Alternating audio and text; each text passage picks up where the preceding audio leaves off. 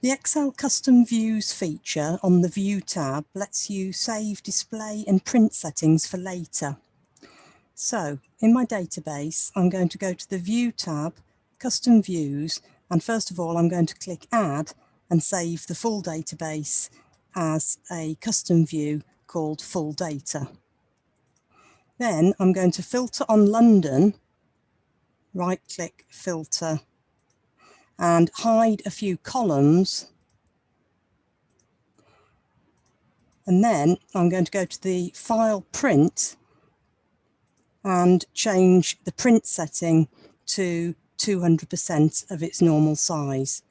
So page setup 200, and that will make it print out a little bit larger. Now I'm going to save this as a custom view called London Staff. And by the way, you can save as many custom views as you like.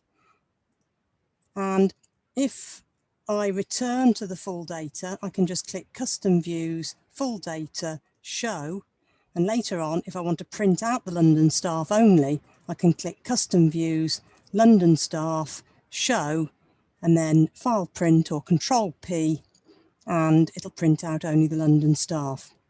And if you want to make these easier to access, you can add the tool to the Quick Access toolbar at the top left by right-clicking Customize Quick Access Toolbar, change the drop-down to All Commands, and then scroll down to the letter C and add Custom Views